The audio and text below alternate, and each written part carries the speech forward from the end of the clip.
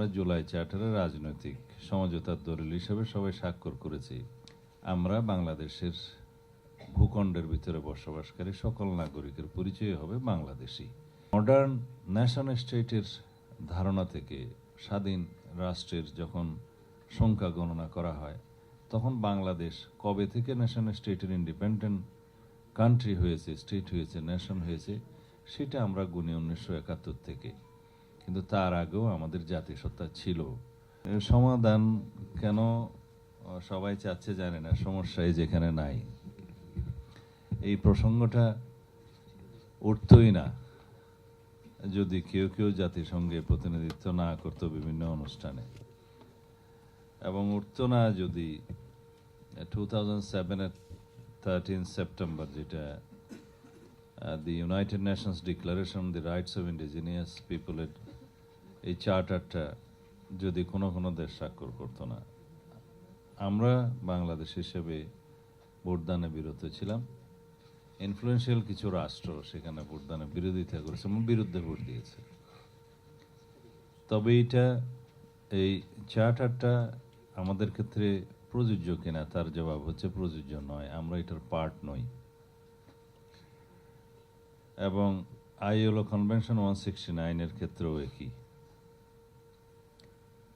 তারপরেও যদি কেউ কেউ আপনারা এই সমস্যার সমাধান খুঁজেন বাক্যের মধ্যে, শব্দের মধ্যে, তাহলে বলা যায় আমরা সবাই আদিবাসী না হয়ে যদি অধিবাসী হই বাংলাদেশের, তাহলে এখানেই সমাধান।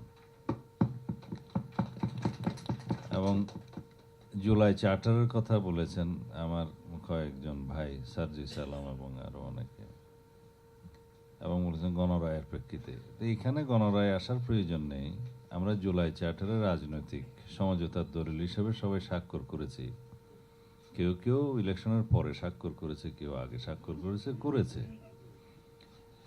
কিন্তু স্বাক্ষরিত দল হিসাবে সেখানে যে দফাগুলোতে আমরা একমত হয়েছি উইদাউট নোট অফ ডিসেন্ট, তার মধ্যে এটা একটা, যে আমরা বাংলাদেশের ভূখণ্ডের ভিতরে বসবাসকারী সকল নাগরিকের পরিচয় হবে বাংলাদেশি। এবং সেটা 5th অ্যামেন্ডমেন্টের ভাষা, সেটা আমরা আবার এখানে আগামী 18th অ্যামেন্ডমেন্টে নিয়ে আসবো। সেটা আমাদের সমঝোতা এবং সেটা কমিটমেন্ট। এটা তো সাংবিধানিক সমাধান, ঠিক আছে, কিন্তু আসলে যে বিভেদগুলো সৃষ্টি হয়েছে সেই বিভেদগুলোর সৃষ্টির পিছনে কিছু ভিনদেশী উস্কানি এক সময় ছিল। এই সমস্যা শুধু একজনের ভাষণের প্রেক্ষিতে হয় নাই, এবং এখনো সেই অঞ্চলে যে বিভিন্ন ষড়যন্ত্র চালু নেই সেটা কেউ হলফ করে বলতে পারবে না। এবং সেই সীমানা আমাদের পূর্ব দিকে, বাংলাদেশের ভূখণ্ডের পূর্ব দিকেও আরও সম্প্রসারিত হয়েছে। সেটা বিভিন্ন আন্তর্জাতিক মহল তাদের বিভিন্ন স্বার্থে তারা সেই পরিকল্পনাগুলো করছে। কিন্তু আমাদের কি করণীয়? আমাদের করণীয় হচ্ছে আমরা বাংলাদেশি হিসাবে ইউনাইটেড থেকে আমাদের বক্তব্যগুলো দিয়ে যাওয়া।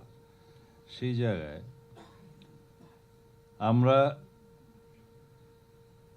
যেটা ন্যাশন স্টেটের ধারণা, সেই ন্যাশন স্টেটের ধারণা থেকে আমরা কথা বলতে পারি। যে ইউনাইটেড নেশনসের চার্টার অনুসারে ন্যাশন স্টেটের ধারণা হচ্ছে কোনো জাতি গোষ্ঠীর পরিচয়ে তারা নিজস্ব আত্মনিয়ন্ত্রণ অধিকারের স্বীকৃতি পায়।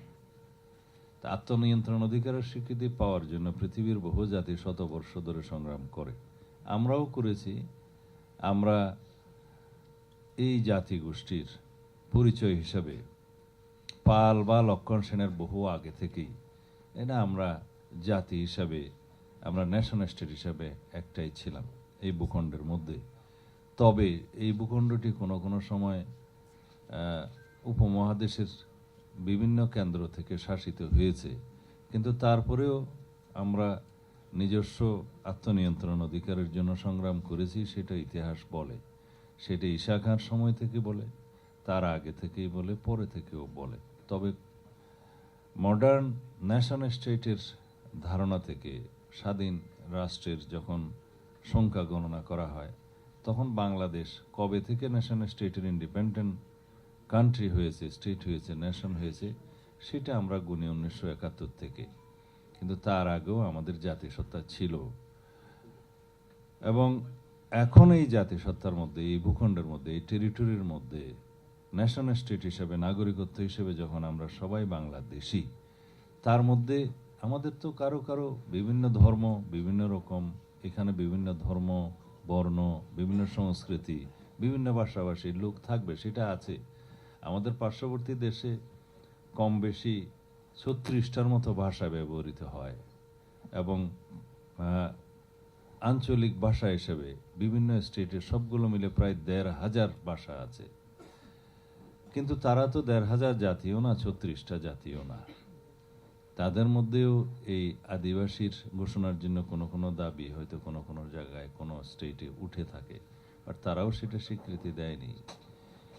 এখন কথা হচ্ছে আমাদের এই পার্বত্য অঞ্চলে এই দাবি এবং তাদের সাথে দেশের অন্যান্য অঞ্চলে অন্যান্য উপজাতি বা ক্ষুদ্র নিয়ে গোষ্ঠীর কে সাথে নিয়ে এই দাবিটা উচ্চারণ করার মধ্যে এবং তাদের পিছনে কি কারণ থাকতে পারে, সেই কারণগুলো আমি এখানে আজকে উদ্ঘাটন করতে চাই না। আমাদের সামরিক বাহিনীর সিনিয়র বন্ধুরা যারা এটা রিসার্চ করছেন তারা বলেছেন।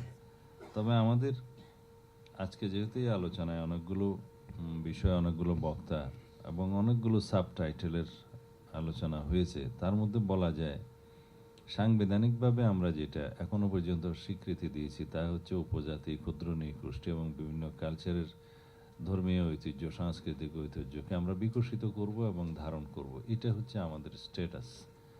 কিন্তু পিছিয়ে পড়া জনগোষ্ঠী হিসাবে আমাদের সমতলের ভূমির চাইতেও নারী, শিশু এবং পিছিয়ে পড়া জনগোষ্ঠীর ক্ষেত্রে কিছু কিছু রাষ্ট্রীয় সুবিধা দিয়ে আছে, সেটাও বিভিন্ন দেশে থেকে থাকে। আমাদের পার্শ্ববর্তী দেশেও সেরকম শিডিউল কাস্ট সহ অন্যান্য পিছিয়ে পড়া জনগোষ্ঠীর জন্য কোটা রিজার্ভেশন থাকে এবং অন্যান্য সুবিধাদি থাকে। সেটা যাতে রাষ্ট্রের মধ্যে একটা মানে বিকাশের ক্ষেত্রে সমতা পাওয়া যায়, সেই জন্য এটা রাষ্ট্রীয় সুবিধা। সংবিধান সেই স্বীকৃতি, সেই সুবিধাটা দিয়েছে, তো সেই হিসাবে তারা সেই সুবিধাটা পায় এবং দেখা যায় কালের বিবর্তনে তারা সেটা পেতে পেতে হয়তো একটা জায়গায় সমতার মধ্যে চলে আসবে। আমরা কেন নদীর অববাহিকায় বসবাস করলাম, কেন আরেকজন পাহাড়ি জনপদে বসবাস করলো, সেটার ভিত্তিতে তো কোনো ন্যাশন স্টেট হতে পারে না। তো সুতরাং আমাদের সবাই, আমরা যদি, আমাদের সংস্কৃতি তথ্যমন্ত্রী বললেন যে ভুল প্রশ্নের তো সঠিক উত্তর হয় না, আমরা আসলে ভুল প্রশ্নেও নেই, এটা কোনো প্রশ্নই নয়। আমরা সবাই বাংলাদেশের অধিবাসী হব, আদিবাসী কেউ হব না। এখানে সব সিটিজেনের সমান রাইট এবং বাংলাদেশের সকল ধর্মীয়, সকল বর্ণের, সকল সংস্কৃতির, সকল ভাষাভাষীর সবাই আমরা বাংলাদেশের সিটিজেন এবং সিটিজেন হিসেবে কনস্টিটিউশনাল রাইট আমাদের সমান। এই পরিচয়ে আমরা থাকি। আজকে আর বিশেষ কোনো আলোচনা করলাম না। ধন্যবাদ আপনাদের সবাই।